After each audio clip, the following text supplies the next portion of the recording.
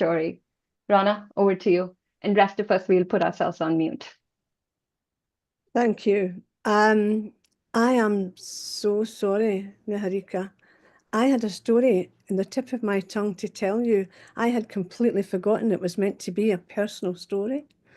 Do you want me to come up with a personal story now? I can, if you... If you can, if you want to go towards the end later, that's also fine. Like you can have some time to think about it, and we can just go with the next person in the lineup and have Yes, you again towards the end. please. Can I tell you, I'm really proud of myself that I'm actually here today, and you'll find out later why. I've got the personal story to be all personal stories, but I'm not quite ready to tell that. So if you don't mind, Niharika, can I have a little bit of time and I'll get a personal story in my head. Yeah, absolutely. So I'll just I'm sorry, move you guys. towards I'm the so end. sorry. No worries at all. Rachel, would you feel ready to start?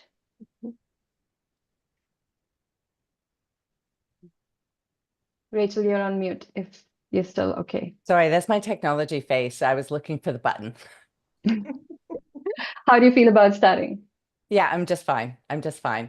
Although I have to admit, it's a little tiny bit of story reading rather than storytelling. Sorry. Permitted. Just not that good. Permitted. So, thank you everybody for being here. It's really awesome to be able to tell this story to you. And here we go. Sisters are treasures, and mine is no exception. If you don't already have a sister, I recommend that you get one as soon as you can. They're worth the trouble. My sister is 11 years younger than I am, and although she's a bit of a pain earlier in her life, she grew into this, from a naughty younger sibling, into this amazing, accomplished, and exceedingly adult woman. I admire her drive, her determination, and her fortitude. And I also find her just a tiny bit intimidating at times. I mean, she's adulted so much more than I have already, even though I am the older sibling. You see, I also have a nephew, and he's a pretty special kid. He's my sister's first child, and she, of course, loves him dearly. He's tall, with light brown hair, a serious expression, and a cheeky grin. He grew up next to where we grew up, on the wild countryside of Canada, with plenty of wildlife, forests and fields, and rather far from any city. He is the apple of his mother's eye, and her very favorite older son.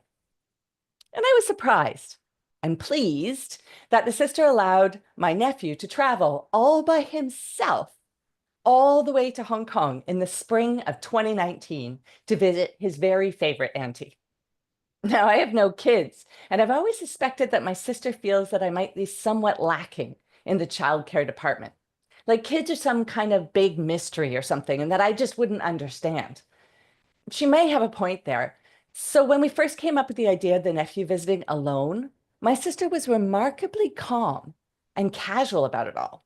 But as the date approached, her maternal anxiety began to manifest. Are you sure you're ready for this? She'd say again and again. You've never had a teenage boy in your house, she warned. They're strange creatures, quiet and surly. Are you sure you can deal with them?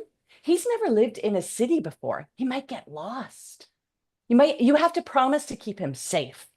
I reassure her again and again, there's nothing to it. After all, he's not a baby. He's a 14-year-old man boy with a deep voice and a calm, relaxed manner. And if he wants something, he'll tell me. It's not like he's unable to speak his own mind. Besides, I'm not even alone. My husband would be there too, and one of us will be with him all the time. How untrustworthy does she think I am? The day comes and the nephew arrives, and of course, everything is fine. We go to the usual tourist things you do in Hong Kong. We take the Star Ferry, we visit some landmarks, and we go for a nice hike on Lama Island. We have a lovely time. And although I admit to myself in moments of reflection that 14-year-old boys are not the most thrilling conversationalists. Other than that one-sided conversations, though, the rest is pretty smooth. He eats everything put in front of him. He washes himself. He takes care of himself. And honestly, this nephew care thing is a breeze. Of course, I keep his mother up to date. Daily selfies, food intake, sleep, the usual things to put her mind at rest. She seems relaxed, hardly ever giving advice on me or checking much if I'd followed her instructions. At no point do I leave him to get lost or kidnapped or murdered in this unfamiliar and faraway city. All is going well. I am an excellent auntie. Until one day. That one day where I had a teaching commitment that I could not break, an after-school art class at an international secondary school. The school is beautiful and careful. And I assumed that they would look frowningly on a part-time art teachers who casually park their man-sized nephews in the corner of a classroom as they teach. I'd planned to leave the nephew at a nearby shopping mall, but on the way I got flustered and we got late and I ended up having to bring him to the school with me. Now, the good thing about secondary schools is that they understand about teenagers. No matter that everyone else in Hong Kong seemed to think that he was a fully grown adult, anyone working in a secondary school can recognize a teen right away. Of course, he could hang out there, I was told. He could go sit in the very public, very friendly ground floor cafeteria. Great. I park him there, I get him a coffee and a sandwich, and I make sure that he has his mobile phone. I'm anxious. I'm thinking of my sister's wrath if I somehow manage to lose or damage the nephew in any way. But he's only sitting in a cafeteria in a secondary school. He'll be fine. I'm teaching a class on bookbinding to a group of students this week, and it takes all of my concentration. Guilty and feeling a bit bad for leaving the nephew all alone with no entertainment, I text him 15 minutes into the class. "Everything okay?" I ask. "Yep," he responds. I concentrate on clear instructions to my class and making sure that all the pages are facing the right direction and that no one sews their books together backwards. 30 minutes pass, and I again find another brief second. "All okay?" I text. "Yep," he responds. Great. All my anxieties of earlier of him being escorted off the premises or asked what on earth he was doing there, a strange teen out of uniform, all quietly go back into the dark closet they came out of. 45 minutes, and I know I'm being a bit fussy, but I text him again as I untangle some thread and point a student towards the right hole. No sewing goes in and out, not around and around. "All okay?" There's a longer pause than the last two times. And I get a message that says, "There's a rat in the cafeteria." A rat. Well, now I admit I'm not very concerned about this very country boy seeing a wild animal inside a building. He's sensible. He'll stay away from it. My phone pings again. "I caught it," the message reads. I have two students standing in front of me asking for help threading their needles, and I'm trying to be a professional and not swear out loud. He caught the rat. Visions of visits to the hospital as my nephew gets a series of rabies shots. And I put off phoning to tell his mother that he may have to stay a few extra days until the course of treatment finishes, float through my head. Ping. "It's okay," the message reads. "I washed my hands." This was not okay. This was not okay at all. I have 5 kids in front of me now, and we have 7 minutes left of class, and I'm flustered, I'm worried, I'm not concentrating on the task in front of me. I take a deep breath. Whatever has happened, I tell myself. There are other adults around. They'll make sure that he's okay, and they'll surely not take him to hospital until I finish the class, said goodbye to my students, and made my way through the labyrinth of halls to his side, right? Ping. "It escaped," says the text. What next? I think, just stay away from it. Open a door and let it run off. I usher the students outside in a calm and professional manner. And as soon as the last blazer turns the corner towards the locker and there are waiting buses, I take off on a run to the bank of elevators reserved for teachers' use. In the lift, I'm pressing the buttons. I run down the hall until I can see reception. There's no lights. There's no sirens. I slow to a fast walk up the stairs to the cafeteria. And there he is, standing almost where I left him, looking annoyed and disgruntled, but whole, unbroken, unbitten. His hands do look clean. What happened? I asked, slightly out of breath. There was a rat. Yeah, I got that part. I rolled my eyes the way he had at me several times during this visit. People were running around like crazy, he said, throwing things at it, screaming. Kids? I asked. No, the staff, he said. A teacher, too. Grown-ups. There was a tinge of disgust in his voice. It ran beside me where I was sitting eating my sandwich, he said. There was a plant pot, so I just slid it over and pressed firmly into it, and then it was trapped. But I didn't hurt it. I grabbed its tail and just picked it up. Didn't bite you? I asked again. No, he said, and the adults came over with a bucket and told me to put it into it. So I did. I tried to tell them they should cover it up or the rat would jump out, but they were shouting and running about. One of them put the bucket on the floor and the rat jumped out just like I said it would. Then someone threw a tray at it and stunned it, and someone else stepped on the tray and it killed it. And then he turned to me and he said, why did they have to do that? Couldn't they have just released it? People are so cruel. And I looked at this child who was almost a man, whom my sister and I had been so worried about coping in an unfamiliar country, in a city far from his home. He'd stayed calm while others around him were losing their heads. He'd assessed the situation, then solved it, and found enough compassion to be distressed by a needless death where others had seen only a pest that needed to be disposed of. He was a pretty cool kid. He'd be just fine. Me, on the other hand, that was a completely different matter. Let's get out of here, I said. And as we're going out the door, I turned to him and asked him the really important question. So, what are we going to tell your mother? And that's it. Thank you, Rachel. I was thinking, so the theme that I suggested for today's swap, optional theme, was wild. So this was a wild start to our wild stories round. Thank you, Rachel. No problem. Thank you. We haven't seen very many rats in Hong Kong, so this is a good story. At least I haven't seen in my part of Hong Kong.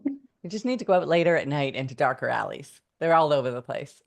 Noted. Noted. I'm not going because I'm not catching any rats, that's for sure.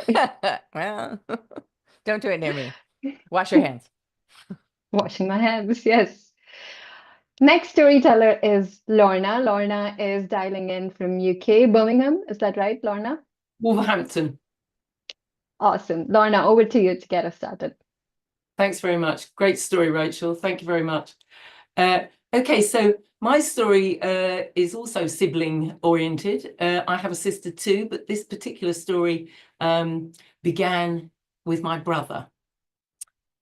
So my brother came up to me and said, would you like to walk to our uncle's?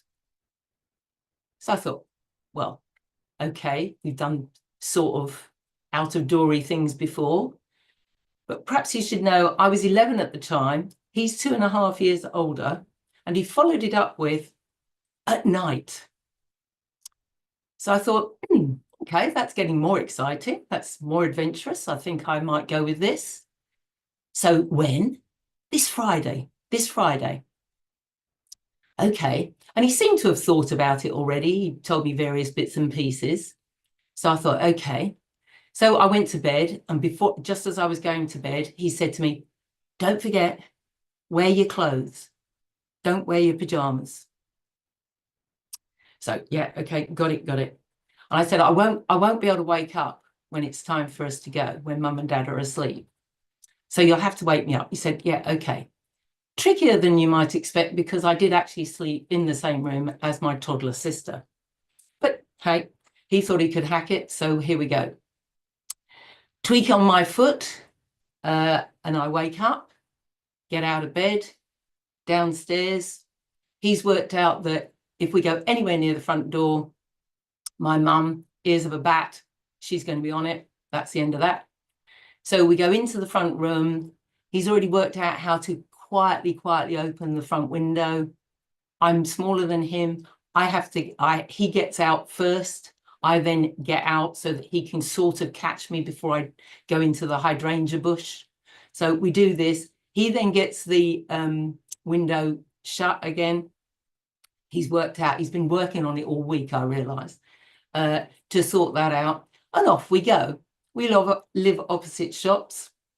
This is in suburban London, by the way. Okay, so loads of street lights. It's, you know, it's very, very bright. It's fine. So off I go with my brother down the street, turn right, turn left, through town, out the other side, traffic lights, and we keep walking, various things on either side of us. We've done this journey 1,000 times in the car, easy peasy, no worries there. And we're walking and walking. And we get to the point where there's this massive, massive girder bridge in a place called Northwood. And we get to that point and everything. And it's at that point, looking back, that I sort of begin to flag. So I've been walking, I think we've been walking for about an hour and a half, an hour at this point. And we carry on up the hill. And it's at this point that we change over from suburban London to a rural, much more rural area, the county of Buckinghamshire. So nowhere near as many street lights. It's still the main road, that's okay, but nowhere near as much light. And we go out into basically countryside, no more houses, all trees, and we're walking up the road, it's up the hill. And so we're sort of, I'm probably getting slower, going up the hill and everything, carry on. And we've got Mount Vernon Hospital, great big hospital that we know of, to my left, heading up into these trees in the distance. And this is past midnight, by the way, so it's well late. And we notice a car coming down on the other side of the road. It's the only car we've seen in several minutes, okay? And as it gets to us, it slows down. And we look across at it, and it looks across at us, and the driver definitely has clocked us. So we notice he goes on, but my brother's looking over his shoulder, and he says, he's turning round, you know. So I said, yeah, okay. And so what are we going to say? And Lawrence, my brother, says, I'll talk to him. I'll talk to him. So, okay, so we carry on up the road, and the driver pulls up next to us, window goes down, driver speaks to us, and he says, and where do you two fellows think you're off to tonight? So my brother says, oh, we're going to a house up the road, just up the road. It's okay, we're going to. And so the man then begins to quiz us. So whose house is this? Oh, my uncle's, my aunts. And are they expecting you? And the questions carry on, and whatever you may be thinking, we then decide to get in the car, having been invited to do so, because it's a long way to where we're going, and he knows it because my brother's had to tell him where we're going, which is a village out in Buckinghamshire. He says, oh, I'll give you a little bit of a lift then. I'll get you a bit closer.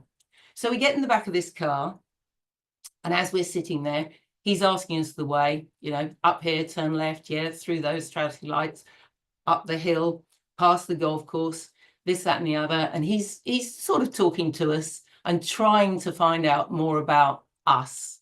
And we're just answering very quietly and politely, you know, as quickly and as easily as we can. And my brother whispers to me, we can't take him to the house. He's going to knock on the door and he's going to talk to our uncle and aunt. And that, no, we can't do that. So we're trying not to tell him where we're going. But eventually, in the end, we end up outside the door of my aunt and uncle's house. The front door is open. My uncle immediately appears, and my brother and I leap out the car, run down the path, and my uncle says, are you all right? Are you all right? And we say, yeah, we're fine. We're fine. My auntie sweeps past and she goes to talk to the driver, who won't get out of the car, who won't give his name and address, won't do anything at all except make sure, according to my aunt, that we're okay.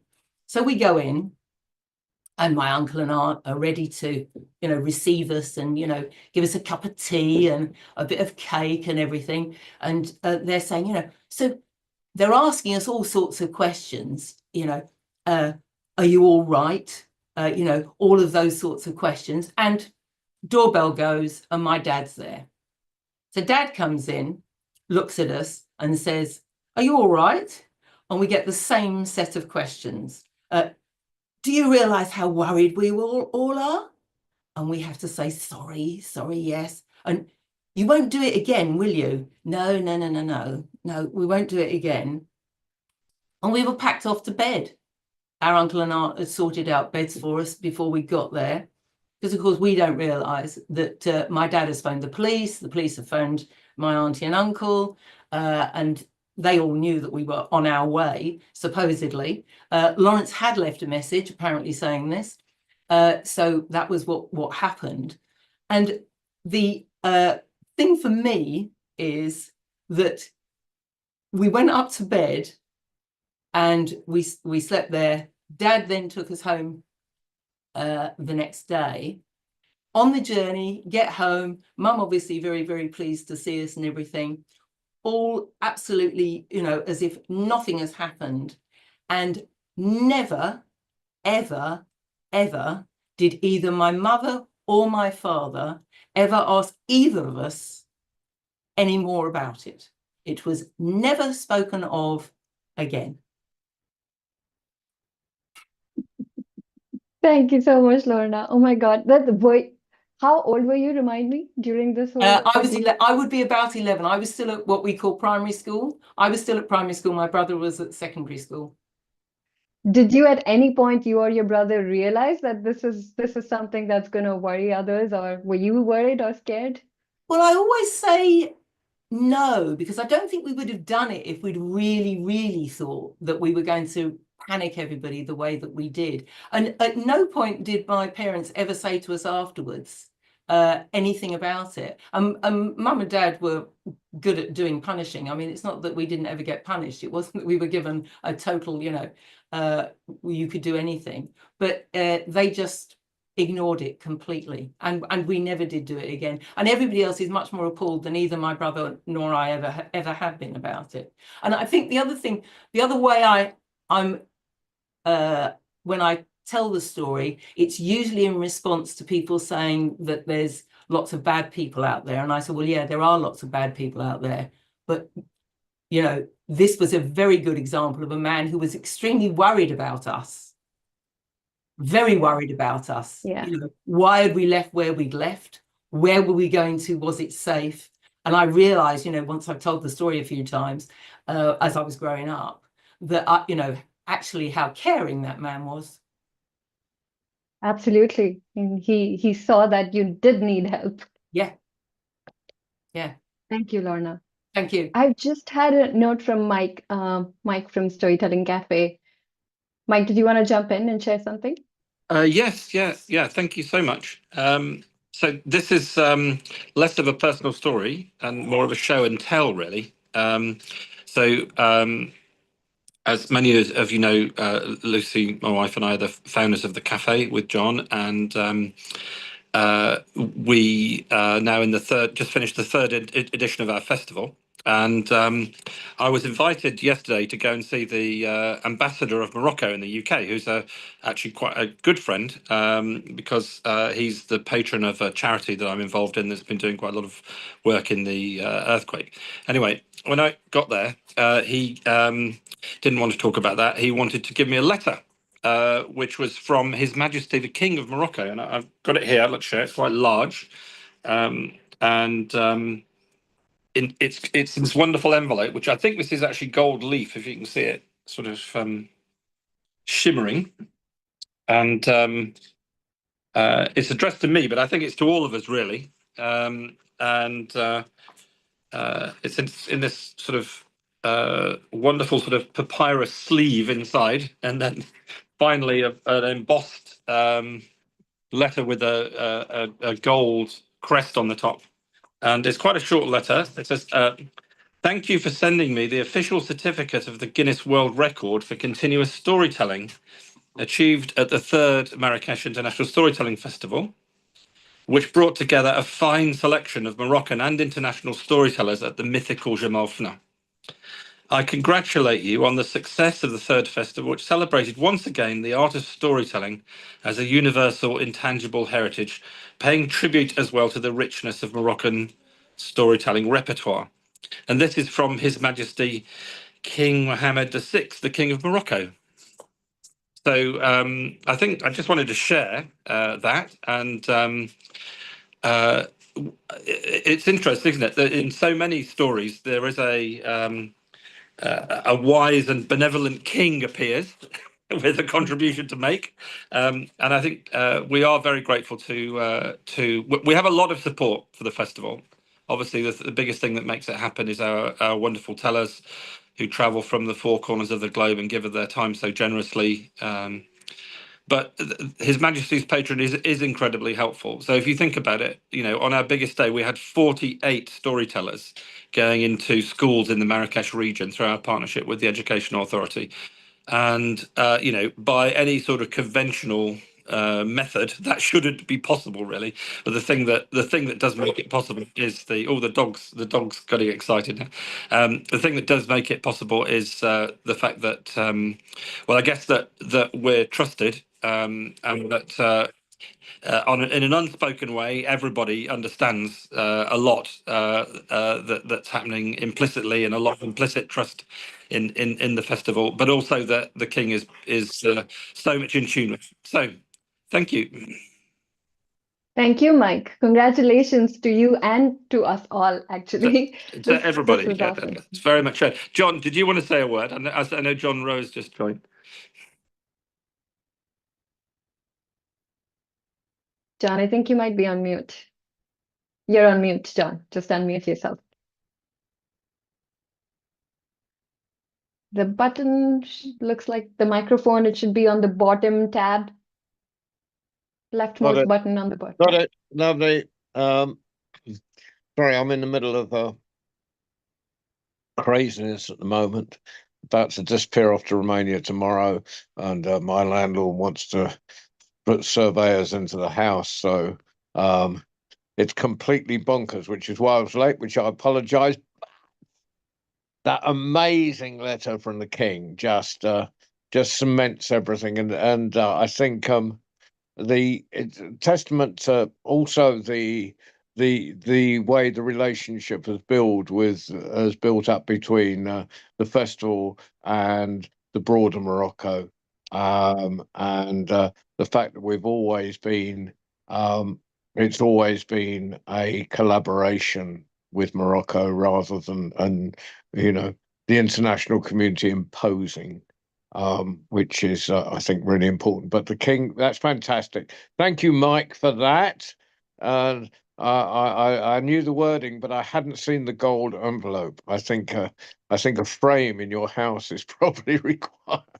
I think it'll be in the cafe, obviously, but definitely a frame. Okay, yeah, it is awesome to see the gold envelope.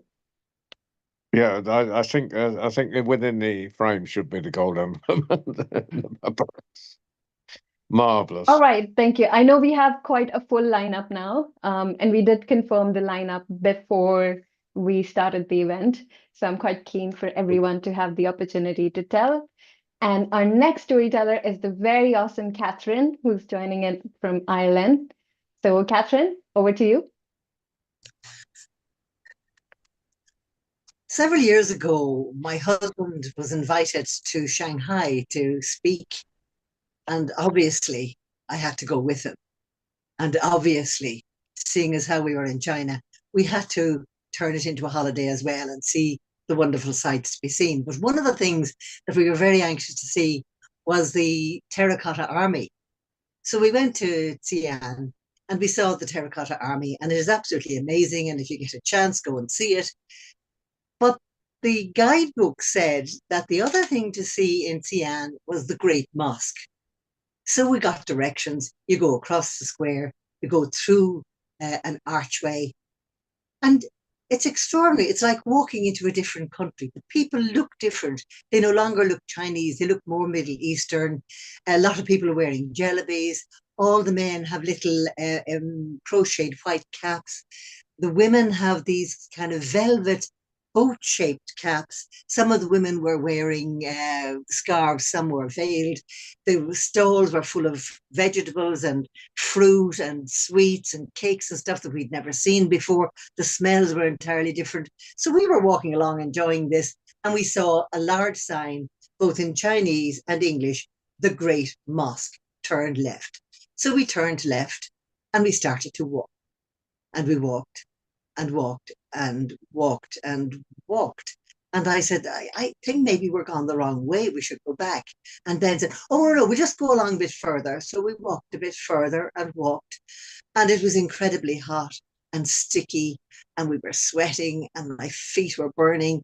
And next thing I realized, we're not in the Muslim area any longer because there are Chinese men there playing mahjong. The thing about Xi'an is that it's the end of the Silk Road, or the beginning, depending on which way you're going. And it's had lots of people from all over the world exchanging not just goods and money, but also ideas and religions and philosophies and so on. But clearly, we had left the leftover bit of the Muslim community that is still in Xi'an. We were back in the Chinese section. And then there was a woman sitting eating rice on a step. And I said, Ben, we've definitely gone too far. Let's go back. And he went, oh, no, we'll just go on a bit further, one a bit further. So we went on a bit further. At this stage, my feet were burning. My knees felt like they should be amputated. I was absolutely wrecked. I was sweaty and sticky. I just wanted to shower to go home. And I said, please, look, I really don't want to get any further. But he said, well, we'll just go down. And there seemed to be like a little square or something down just ahead of us. And I said, okay, I'll go that far, but not one step further. So we went down, and there was a kind of squarey sort of place with several exits from it and a few scattering of people. And then I was thinking, oh gosh, now which way should we go? And I have a rule of thumb when I'm in a foreign country and I don't know where I am. I look for a sensible middle-aged woman, because if she doesn't know, she will know somebody who knows. So I looked around and I saw this sensible middle-aged woman. She was sitting at a little stall. Beside her, she had a big pot of eggs boiling on a makeshift sort of stove. So I went to her and I said, in my best sign language, where is the Great Mosque? And she looked as if she didn't know what I was going on about. So I repeated, like, where is the great mosque? And she sort of pulled me aside and started calling out to some people, whoever, I didn't know what she was doing. And next thing, this dude appeared, cool as all get out. He had the spiky hair, he had the shades, he had the jacket with the collar turned up. It was a tan jacket, black t-shirt, black trousers. And he came over and they had a long conversation. And then he went off. And then this woman started speaking, because heads had appeared at all the windows all around. And people had come to doors. And she was talking away to them, clearly telling them something about us.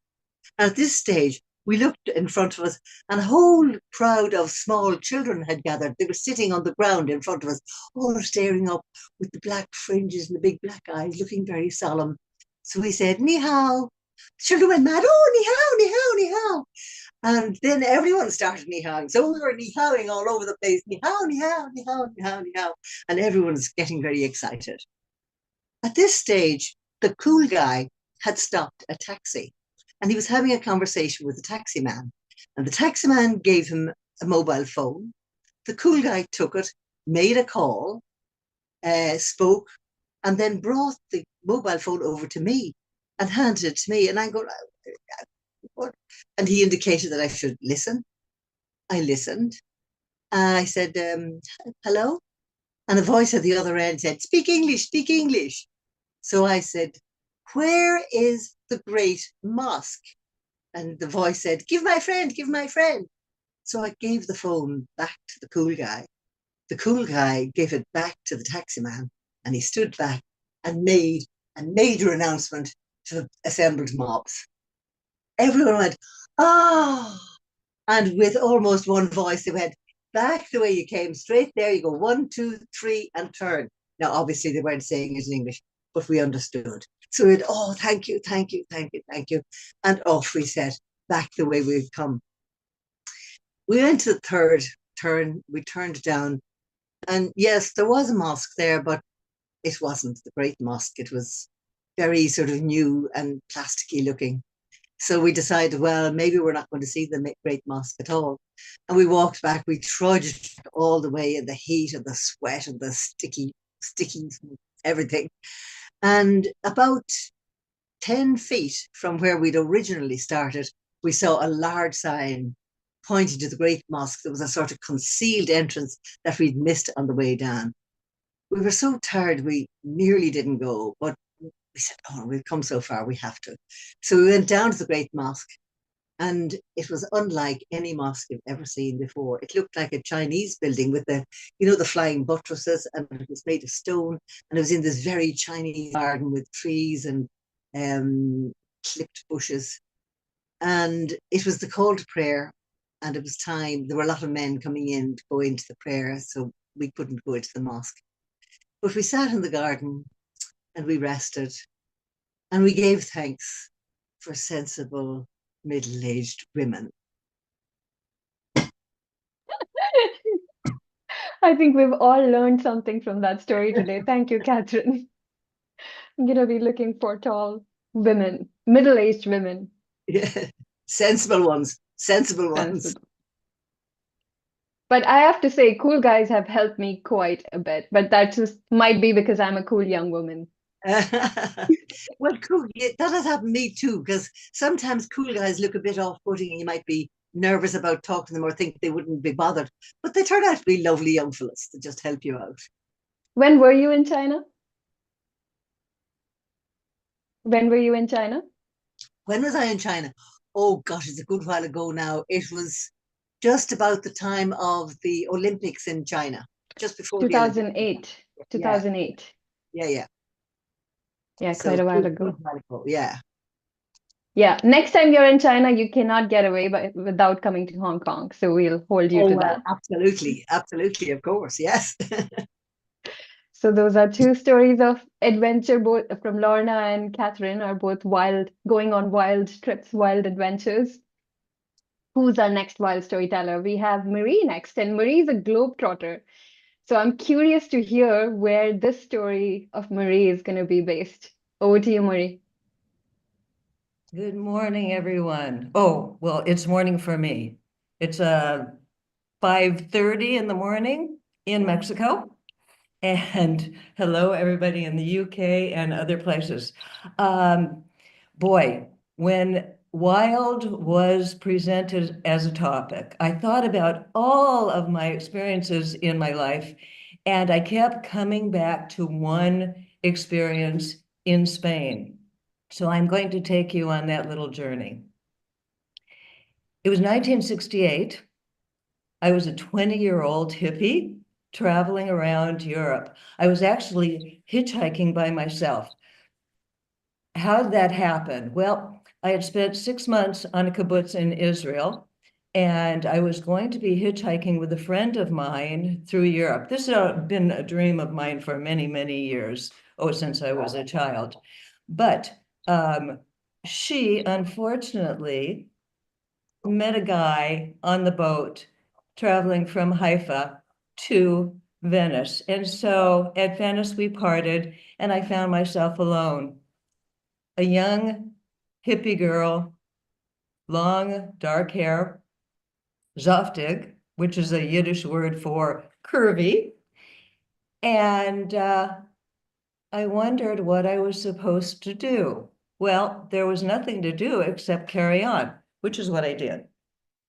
So I went down to Rome and had some adventures in Italy and then started up the coast of Italy through France to Spain, because you see, I was a nerdy girl, and I had read The Sun Also Rises, and I wanted to be Lady Brett. I was going to Pamplona for the running of the bulls, and I was going to meet my bullfighter. We were going to fall in love, and everything was going to be wonderful.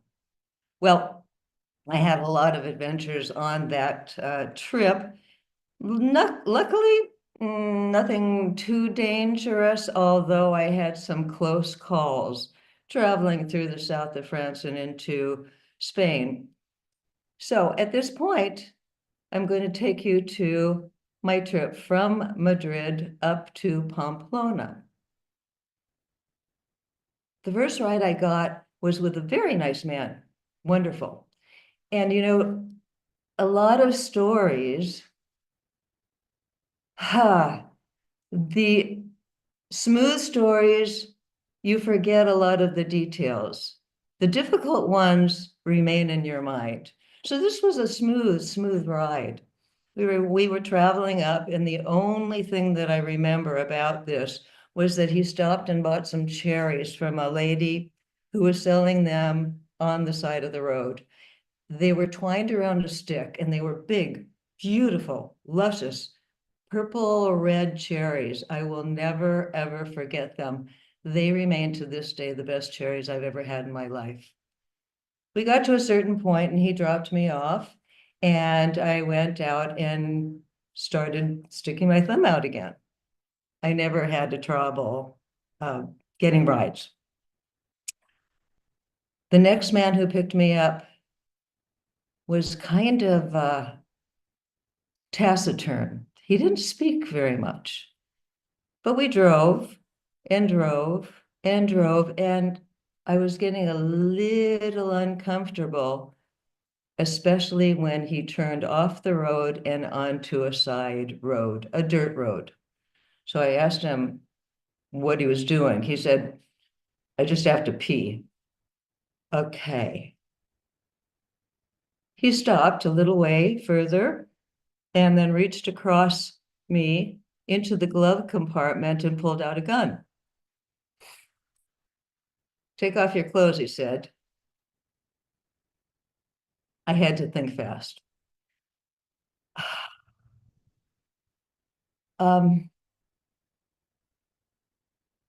You want to have sex with me? I asked him.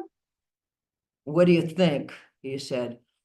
No, no, no, no, no, no, no, no. Let's not do it in the car here. Why don't we go and get a room somewhere? That stopped him. You would go to you'd go to a hotel with me? I said, well, of course, but let's not do it here. Well, of course, he threw the gun back into the glove compartment, took off like a devil, and we drove to Zaragoza, just outside of Zaragoza. There was a little hotel, and he stopped the car. I said, okay, you go in and you get a room, and I'll wait for you. You come and you get me. So he dashed out of the car, ran up to the hotel, and as soon as he was gone, of course, what did I do? I grabbed my backpack and went across to a little cafe, which I had spied right across the street, down the road a bit. It was a lively cafe, very light. Everything was safe, and I sat at a table and ordered a coffee and tried to calm down. At the next table, there was a group of students, and they were having a lively conversation, and one of them asked me where I was from. So I told him I'm American. Oh my goodness, what are you doing here? I explained I was on my way to Pamplona to see the running of the bulls. Oh, well, come over and join us. Well, we spent a lovely time, drank wine, had some tapas, and they said, you know what? We're going that way. Why don't you just come with us? I said, absolutely fantastic. So 5 of us hop into a Seat and we take off north to Pamplona. At this time, it's about, I don't know, 9 o'clock, 10 o'clock at night. We're driving for a couple of hours and we hit a crossroads. in the middle of nowhere. There's a sign going here, a sign going there. And they said, all right, well, we are going this way, and you're going that way. So you get out here. I said, excuse me? No, we're going that way. You got to go that way. The driver gets out of the car and he goes to the trunk and he takes out my backpack and he dumps it by the side of the road. They open the door for me. You get out here. Well, my whole life was in the backpack. My passport, money, clothes, everything. I had no choice. I got out of the car and they drove off laughing, talking about the silly American girl who got herself into such a mess. It was about midnight, 1 o'clock, not sure. Anyway, it was dark and I said, oh boy, this is not good. There were fields all around and I decided I would just go and find a place somewhere on the field and wait for dawn. I was just crossing the field when a car stopped. It was actually a little truck. And a man got out and he said, hey, you, what are you doing? I'm okay. Thank you very much. I said, he said, no, what are you doing? A second guy got out of the car. Hey, you. And they started after me. They were big, much bigger than I was. And there was no way for me to escape. Come on over. I said, I'm just going. They said, you can't be out here. Come with us. One of them grabbed my backpack and they led me back to the truck. It was a little panel truck. They opened the door out the back. There was another man in the passenger seat back there. I got in and they closed the door. They started off towards the north and they're talking and we are in the back, the man and I, and he starts to grab me, to molest me, and I am fighting him off and saying, stop it, I don't want to do this, don't do this, don't do this. And he kept persisting. I started crying and screaming, and finally I said, please stop. The driver said to him to stop, and he did. They drove on for a while, and I huddled in the corner, grabbing my backpack close to me. We got to a little town. They opened the door and the guy in the back got out. The passenger got out. And I was about to get out when they slammed the door. There was no way for me to get out from the back. And they said, that's okay, we're going further. Just stay there, we'll take you on. Well, I sighed a bit of relief, obviously, for whatever powers that saved me. And I was sitting in the back for, I don't know, we went to about 15 minutes, perhaps, maybe a half an hour. You know, it's funny when you're in a dangerous situation, time truncates. You don't quite process how many minutes or hours are going on. But at a certain point, the passenger climbed over from the front seat to the back and again proceeded to try to do something. At this point, I started screaming and crying and kicking. And finally, I said to the driver, sir, please, please, please, please, you seem like a nice man. Please tell him to stop. Well, they thought I was absolutely crazy. He tells them to stop.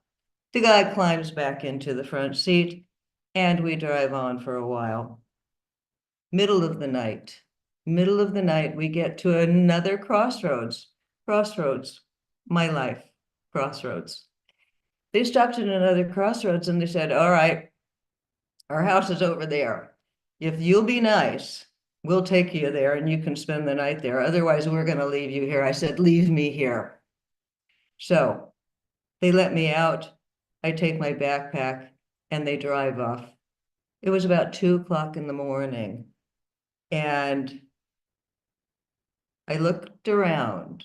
There was nothing but a house which was being built. So I thought, this is okay. I will go to the house. There was a patio in front. I'm going to wait there until morning and then come out and hitchhike again. So I got up to the patio. I rolled out my, oh, okay. All right. Well, I didn't sleep there. I got out to the road again and I hitchhiked. There was a car that stopped and he came back and he said, "What are you doing here? This is no place for a young woman." And he turned out to be an engineer who was on his way to his office. He had been working late. He drove me 1.5 hours to Pamplona. He got me a hotel. He shook my hand and he said, "I want you to be safe. And I want you to know that not all Spaniards are like those men." And he left. One of the true heroes in my life. And everything turned out all right. Did I meet my bullfighter? Yes, but it could be a fantasy. Thank you. Oh gosh, thank you so much, Marie. My heart was in my mouth listening to that story. You definitely have a wildly courageous spirit. Maybe some bad decisions along the way, but wise nevertheless. Oh, Amazing. well, it makes a great story. Makes a great story. Thank you so much for sharing that. Really, it's a wonderful story. Okay, Rona, did you say that you were ready to share now? Okay, so Sanam, we're gonna just break the flow and get Rana back again, and then we'll come back to you. All right, Rana, over to you.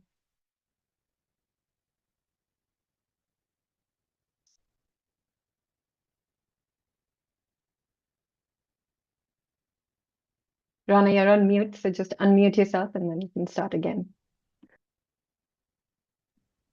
Wow, sorry about that.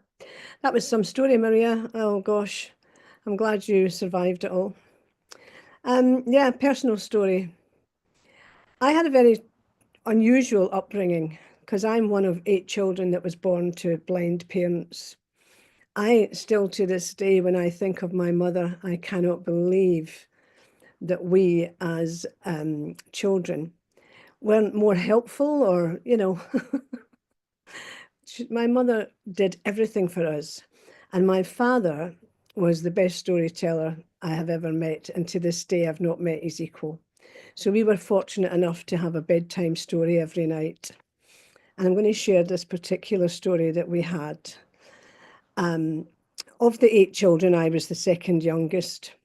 Some of you know my younger brother, Michael, who's also a storyteller. We're a whole family of storytellers.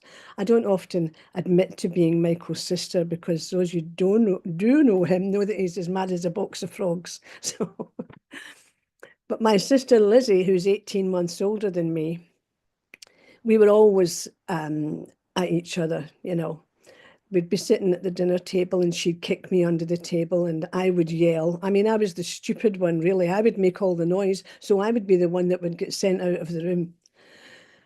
And so it went that we grew up like that. We are very close now, I have to say, but all through our childhood and certainly teenage years, we fought constantly. It must have drove my mother insane and everybody else in the house. But this story was about my father telling us a story of Cinderella. And we would just, you could hear a pin drop whenever my father was telling. We listened so intently.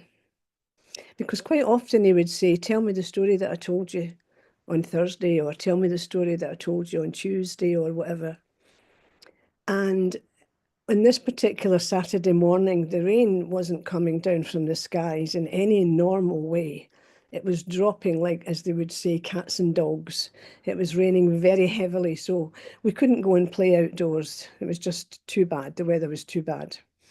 So Michael, Lizzie and I were in the living room, sat at the table, and my mother had this way that she had with her, that she would gather up rolls of old wallpaper that people didn't want, and she would pin it white side up across the table with drawing pins, and then a big tub of crayons would get put in the middle, and she would say, okay, you can't play outside, so let's have some drawing. Draw me a picture. Draw me a picture of the story that your daddy told you last night. So Michael's on my left-hand side, Lizzie's on my right-hand side, and I'm drawing my picture. And the next minute, on the back of my head, my sister, I said, what was that for? What do you think you're doing? I said, I'm drawing my picture. Yes, but Daddy told us to draw Cinderella. I'm drawing Cinderella. No, you're not. You're drawing Snow White. Cinderella doesn't have dark hair. She does. She doesn't. She does. She doesn't. Put him up, and we're scrapping at this point under the table when my mother comes through and says, are you girls fighting? No, Mummy, no, we're just playing. Michael, who was only 3 years old, yes, they are, Mummy, they're fighting. Ooh.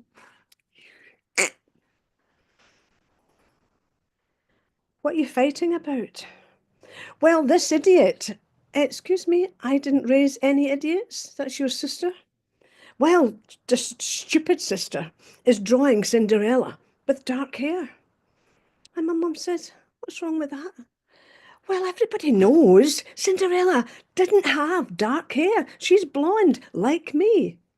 My mum was a total redhead. I mean, like carrot red. So some of us were dark and some of us were light and some of us were auburn. As you've guessed, she was blonde. So her Cinderella had to be blonde. And mine had dark hair. And my mum said, well, what does it matter what colour her hair is? Mummy, are you serious? Are you really serious? Of course it matters. You know, you're describing your character. You've got to know what she looks like. And Lizzie said, well, you obviously don't, because you're confusing Snow White with Cinderella. And so it went on until my mother lost her patience and told us to play Ludo instead. If we can't have a drawing without falling out, well, just see if you can have a game of Ludo instead. Michael wasn't interested in Ludo, so he was now on the floor playing with his toy cars. Shortly after my father returned, he only worked in the mornings on a Saturday morning. He worked in somewhere called the Blind Asylum. Can you believe that? It was called the Blind Asylum. And people used to call us the asylum kids. Well, those that were brave enough. They never called me it more than once, I can tell you. And my father came in and my mother met him at the door. Now, if we had done something good, like made biscuits or something, Tommy, your girls have been so good today. They've made biscuits and they've this. So if we've been naughty, your daughters have been fighting again. So my father comes in and he says, what are you fighting about? And my mum said, you won't believe it. And Lizzie butts in, she was drawing Snow White instead of Cinderella. What are you talking about? Well, you know how when you told us about Cinderella, you said she had blonde hair. I never said any such thing, he said. I've never actually seen Cinderella, have I? No, Daddy, I know you haven't actually seen her, but you know the story. You told the story. It was your story, and you said she was blonde. No, sweetheart, I can assure you I didn't. One up to me. But she was drawing Snow White. I said I wasn't, Daddy. I was drawing Cinderella, but I think Cinderella's got dark hair, like me. He says, well, sweetheart, it's your Cinderella. She can have any colour of hair she wants. He said, who else was drawing? I said, Michael. And Michael's still under the table, but his drawing is still on the table. He says, what colour of hair did he give Cinderella? And I looked, and Michael had drawn a round face with 2 eyes and a nose and a mouth, and she had no hair. Michael's Cinderella was bald, which was very sad. But that taught us a lesson that I still use to this day, because if we were to ask any child on the planet right now, what colour is Cinderella's hair? They would all say blonde, because they haven't had the opportunity to use their imagination to say. They've got Walt Disney's version of Cinderella, which is beautiful, but it's Walt Disney's version. And much as his stories are absolutely wonderful, I think that children have lost quite a lot by not being able to imagine the stories themselves. And I know that now from working in schools for the last, I don't know, 25 years or something. When I ask children to draw, I had a group of boys sat in front of me once, and they were about 8 or 9 years old. There was 6 of them. And I gave them all a piece of A4 paper, and they had a pencil. And I said, draw me a picture. And they, they do this thing. Kids all do this, especially boys. If they're sitting in a row, they're all waiting for each other to start. So they're looking from one to the other. And nobody's lifted a pencil yet, you see. So then one boy lifts his pencil and the others follow suit. And then we get that again, who's going first kind of thing. What will this animal look like, miss? I says, anything you like. I hadn't said animal, but he was going to be drawing an animal. I said, that's a good idea.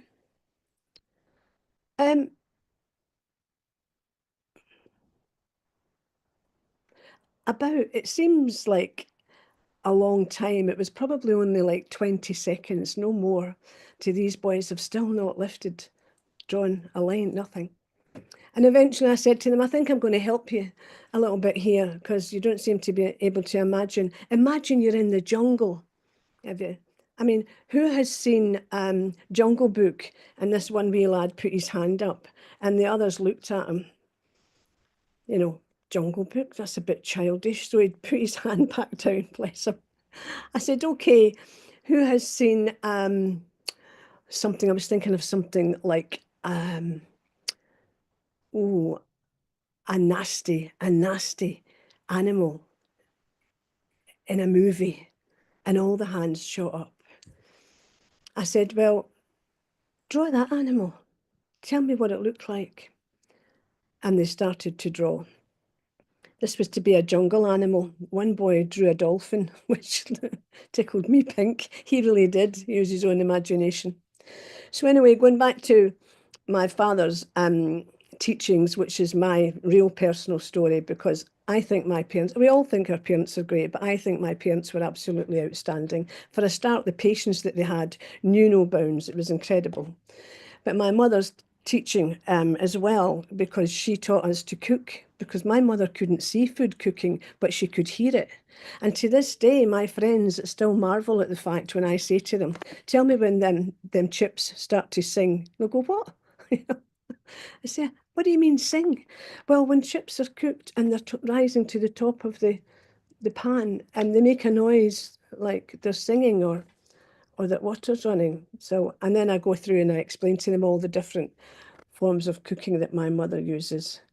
But going back again to my dad and his teachings, for me, the most personal thing in my life is what I've learned from my father. And not only how to tell a story, but how to tell it my way, take a story and make it mine. And I do that now with the Cinderella story when I tell it to children. And when I ask them at the end, now, in this day and age, I don't have children saying to me, it's blonde because that's what they've seen on Walt Disney. I have them telling me that their Cinderella has their hair colour, whatever that happens to be, whether it's dark or blonde or red or brown, whatever. Because when children do use their own imagination to create their character, they nearly always base it on themselves, especially as far as hair colouring and things are concerned and clothing.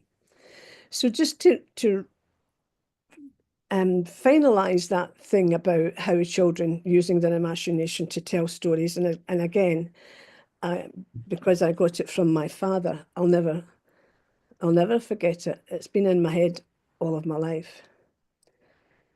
But we did an experiment with some kids who saw the movie of Escape from Witch Mountain, and others who had been told the story of Witch Mountain. So we did this with the national film industry, and we let them watch the movie first, and then we asked them questions about it. And there's a boy and a girl and a hero. I can't remember. He's the guy who plays the Rock. I can't remember his name, but he's a very well-known superhero. And the kids sort of featured on him when they were retelling the story. And when we asked them what the children were wearing, they didn't know. They made it up. And when they asked us, we asked them to describe the scenery around, they didn't know, they made it up. But when they were told the story, I then sat them down and I retold them the story of Escape to Witch Mountain. And then we asked them questions afterwards. And because they had been able to sit and imagine what I was telling them, when we asked them then, what were the children wearing? They remembered what they saw in the movie because that's what I told them. And they were able again to do that, to tell, retell the story. So that's my personal story. But it's not the end of the story. I want to tell you something that happened yesterday, because this is as personal as you would get. And that's why I'm very proud. I haven't done very well telling you this story. I know that. But I wanted to share with you because I've had some wonderful messages from all over the world sending me their condolences because I buried my youngest son yesterday. And my youngest son was one of the best storytellers I've ever heard, because whenever he got into trouble, by the time he had told me the story of how it happened, I had already forgiven him. Thanks for listening, folks, and thanks for your patience. Thank you so much, Rona, for sharing the story. And thank you to your storyteller father for inspiring a whole new generation of storytellers. Thank you. I feel like I really want to see a new age children's storybook with this story in it, of everyone creating their own Cinderella, because this is quite fresh. It'll be really nice to see this version of Cinderella become popular. I'm actually doing that now. I'm halfway through it. There's Oh, one. that's wonderful. Let us know when you're done with it.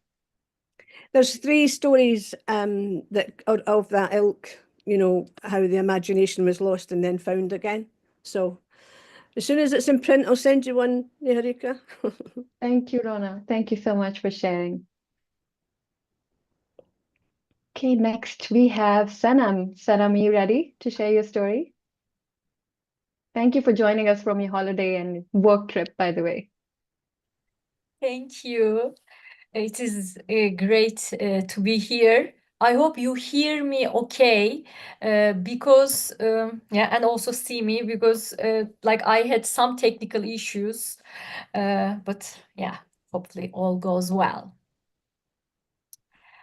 When I was 7 years old, one day my mother got sick, and whenever I got sick, she used to cook rice soup for me. So I asked, Mama, would you like rice soup? Oh, that would be lovely, my dear. Tell your father to cook some for me. But I wanted to be the one who cared for my mother. So I convinced my father to cook the soup together. In Turkey, in those days, we used gas burners. Actually, we still use gas burners, not electrical stoves. So my father lit the fire and gave me a stool so I could reach the stove in a careful distance. And he put some olive oil and rice. He stirred, then poured tomato sauce and water. And then my turn came. I was the one who was stirring till the rice cooked. And then my sister screamed from the living room, so my father had to leave. And my cheeks became red from pride. That was my first culinary experience, solo culinary experience. And as being the only chef in the kitchen, I decided the rice seemed cooked. So with two towels, tea towel is the word? 2 tea towels, I lifted the pot, and as soon as I lifted, the tea towels burst into flames. And I panicked. And so I threw them on the ground, which made it much worse because there was a carpet on the ground and just the fire got bigger and I screamed and my father ran and with bare feet, he stomped on the fire to extinguish it and he was screaming, pour water, pour water. And to be honest, I don't remember how I managed to pour water, but eventually we extinguished the fire. There was a big hole on the carpet, so we put another small rag on top of it, and everybody forgot this incident, except me. After that incident, I was not approaching near any fire. Whenever a flame was needed, I would ask help from someone, which happened quite often because, as I said, we used to use gas burners. So I was always asking help, and I was not able to strike a match nor light a lighter. 15 years passed with this big fear inside me.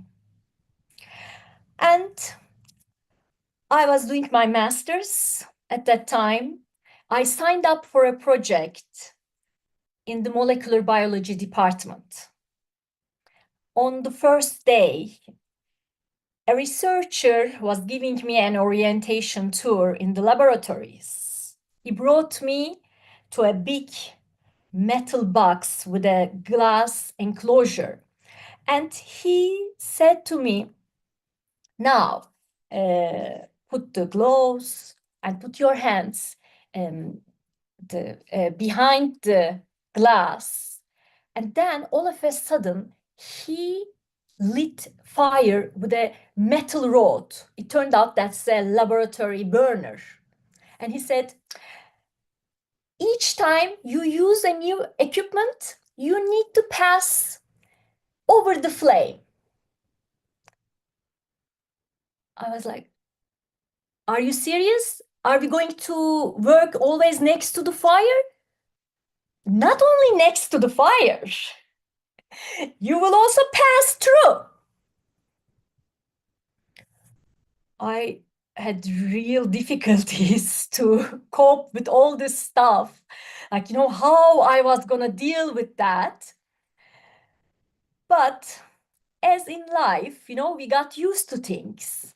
And I got used to ask help from my colleagues. They were going to light the fire for me. But then times came that I was alone in the laboratory. So I bought a long stick lighter, that's so you can light from a distance, a safe distance. But the thought of striking a match would seem impossible to me. Like, whenever I see someone lighting a match, I was just looking with amazement as if they were performing a miraculous act. Time passed. I left academia and became a storyteller. I was living in Istanbul on my own. And that year, in 2016, my uncle passed away. He was the person in the family who supported my life choices the most. And he was someone who loved food and enjoyed life. He was always with laughters and jokes. So my mother suggested that on his coming birthday, we celebrate his birthday. And she said, I am sure your uncle's spirit would love this. So a family gathering happened, and we went out to a restaurant to celebrate my late uncle's birthday. We laughed and also shared some tears, and we recalled a lot of lovely memories of him. And at the end of the meal, the waiter placed a box of matches in front of each person. And usually I would leave it there, but for some reason, I took it and put it into my pocket.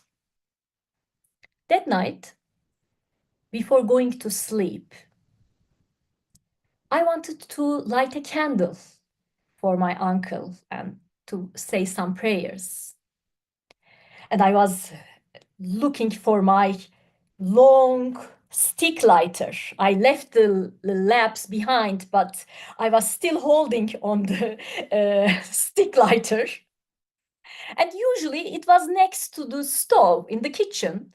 But on that day, it was not there. I searched the entire house and couldn't find the lighter. Then, from my pocket, I took out the matchbox. I was staring at the matchbox, and it seemed to me that the matchbox was staring back at me. All of a sudden, I heard a voice. You can do it. You can light the match. You can ignite it. And as if my uncle was speaking to me over my shoulder, I took out a match and no spark. Another one, no success. And as in the stories, it was the third attempt that ignited the flame and I lit the candle. It was a very, very tiny step for the world, but a very big one for me. But the story did not end here because 2 years ago, we were celebrating with my friends the Beltana Festival, which is the fire festival, which is to honor the arrival of summer in Ireland. It's a Celtic festival. And we made a huge fire. And I was not only tending the fire, but I also managed to jump over it. So the person who was wondering how can I pass the laboratory equipments through the fire, that just went through it herself. And whenever now I make a fire, I always feel my uncle's presence with me. Thank you. Thank you so much, Sanam. It's such a sweet story to share. And next time we meet, I want to see you light a birthday candle. I'll celebrate my birthday even if it isn't, just to have you light the candle for me. Thank you for sharing that lovely story, Sanam. Next, we have Catalina. Catalina, you're joining us from Spain. Are you in Argentina or Spain? Spain. I'm in Spain. Awesome. Great. So over to you for the story. Okay, so thank you everyone for the great stories. And we have some stories about hitchhiking. I have one of those. So it was back in 2016. I was in Argentina. I was traveling with my life partner, Guillermo, and we were doing, it was the beginning of a project that I had come up with. It was about traveling through really small towns in North Argentina and South America. And in each place, we will work with a group of children to create a book in which they can tell about their life experiences and their place, the way they live. And this book would be a gift for the next group in another town. And it was quite fun because it was a handmade book and it was quite big, like this. And it was the beginning of the project. We didn't have any funding, anything. So we were traveling really low budget. So we were hitchhiking between towns and traveling with backpack and with tent, with pots to cook, and with this huge book, which we had to make sure that nothing happened to it. So at one point we were in North Argentina and we decided that we wanted to go to Chile and Bolivia. Yeah. So we crossed the frontier in Chile and we were going up north, and in the north of Chile you have the desert of Atacama, which is an amazing place, but it's really desert. You have really, really small towns, and you go more to the north and more the towns are separated between each other and less people go through these roads. But we wanted to go to Bolivia and we wanted to cross the frontier in North Chile to Bolivia, so we continued. Suddenly, we found out that it was not a really transitated area, so it was difficult to move on. And after a hard night where we found ourselves in a ghost town because this area is full of mine enterprises that have very sadly locked the rivers for the mines, so many towns have disappeared. There were ghost towns. People have left and they have just some place for the mine workers to be there. So we spent night there, and finally, after hours of waiting in a desert road, we managed to find a truck driver who would took us to the frontier from Chile and Bolivia. And when we arrived there, what we found out, we didn't know, that there was not a city there, there was not a town, there was nothing. There was just a settlement, some houses, empty houses, and a road that went to the left. 5 kilometers away, it was the frontier. And the only way to cross the frontier was in a vehicle, in a car, in a truck, whatever. But because of the norms, truck drivers couldn't cross people with them. So the truck driver left us in this settlement and he continued to the left for the road. And we said, okay, it's early in the morning, we can find someone who cross us, don't worry. And we started to look around. Maybe also there's a hotel if we need to sleep here. But no. The houses there were empty, and the only place that we found living human beings was a little place, like a restaurant, where mine workers that lived in camps nearby went to eat. So we went there, and another thing that we find out is that we didn't have any place to take money, so we have just some very little cash. So we counted our coins and we ate a plate of food. And then we talked with the mine workers there, and we found out that 2 days ago, one of their colleagues had decided to sleep in a tent out there, and he had been struck by lightning. Oh my God, I said, there's lightning here? and they were really sad about this matter, and they were mourning, and I was starting to get a little bit nervous because of the situation. Like, what are we going to do if we cannot find a car today? Where are we going to sleep? How it's going to be? So we ate, we tried to stay positive, and when we say, okay, we will go to the frontier and we will wait there and we will see.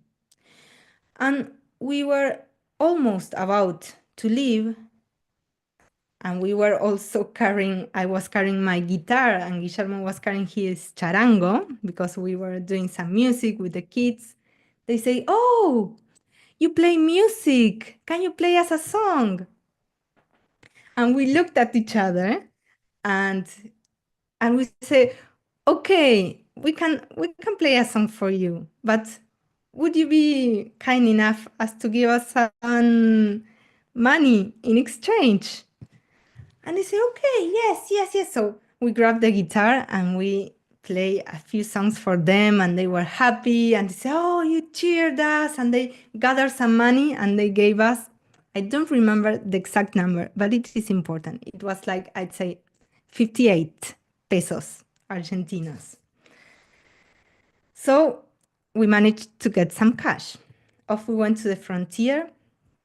We managed to walk all these 5 kilometers. We arrived there. There were some trucks parked there, and the little office of the border officer. The man, it was really, really angry man, and he saw us there and he said, no, you cannot cross. And we were saying, what? Well, but we want to wait. Maybe a car comes. No cars here. You have to leave. Oh, but no, but maybe we can wait. And he was like really nasty. So we went outside and we sat down in a bench there and we looked at each other. And it was a beautiful place, like desert, and the sky, huge sky, full of colors. And we looked at each other and we said, what are we going to do? We started talking with the truck drivers, and there was no sign of any car coming, and we didn't know what to do. So we sat there and we started praying, and we looked at each other, and in silence we started praying and hoping for the best. So we waited, the man came, he wanted us to go back to the settlement. Then a man that was with a truck there, he said, okay, I can take you to the settlement if you want. So we said, okay, we'll spend the night there with the tent, hoping that no lightning struck us. We went back to the settlement and we were starting, it was already late afternoon, and we were starting to look for a place to put our tent, and it was cold. There were no one around, and I said, okay, I want to pee, just one minute. And Guillermo, so he started looking around, so nobody came, and I found a little place to pee, and I was doing that, and suddenly Guillermo says, wait, I see some dust in the distance. I say, what? Yes, wait, there's a bus. Oh my God, a bus. And I was thinking, yes, hurry up. Oh no, wait. So I finished and I put up my pants and we started running to the road, and there was a bus coming and we were stop. And the bus stopped there, and it was really the last time. And he said, yes, where are you going? Oh, and he was going to the next town in Bolivia. He said, oh, can you take us? Well, yes, you have to pay the ticket. How much is it? 58. And it was the exact number that we had received. So we jumped in the bus. We ran the 5 kilometers, arrived at the frontier. And when the officer saw us, he looked, he couldn't believe it. And he said, "Did you pray?" Hmm. We laughed. Thank you so much for sharing that, Catalina. This is a story of happy adventure. It's so wonderful that you had a singing and music night with the people earlier. Mm. Lovely story. Thank you. And with that, we're actually at time now, 9:30. Um, I think so 7 stories is about what we could get in this session. So from next time onwards, we'll plan for 7 stories. Thank you so much, everyone, for joining. And thank you to those who had joined to listen today, because that is quite special. That's really, really special. All of you who had joined, Jill, Lisa, Mason, Lucy, everyone who was there earlier as well and had to go. Thank you so much for listening to the stories. We'll hopefully do this again. I will check with the World Storytelling Cafe and post on the group. But if people have preferences on timings of this, because I know for some people this is an awkward time. So if you do have preferences, just let me know on the group and we'll try to maybe rotate time zones so it works better for people who are on the group. Those who were listening and may not know, maybe we're waiting for an opportunity to tell, how we've been doing this is different to some of the other world storytelling swaps in the sense that we have asked in advance people who want to tell stories just so we know what the lineup is going to be, and then those who are keen get a chance to tell. So if you do want to tell a story next time, just post on the group or message me and we'll make that happen. Thank you for joining. And can I just jump in and say thank you, Niharika, for A, suggesting and B, organizing all of this. That was very well done. So thank you, thank you, thank you. Thank you. Yay, thank you. Thank you. Yes, thank you so much. Thank you, I'm going to Niharika. take a group screenshot. Yay. Hey.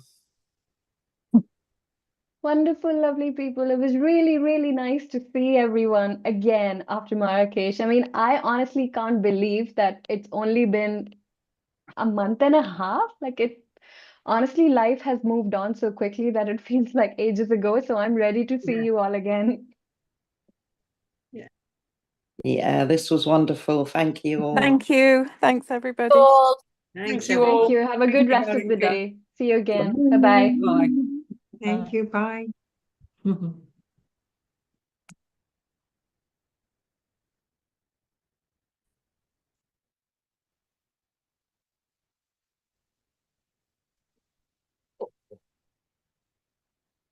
Very cool.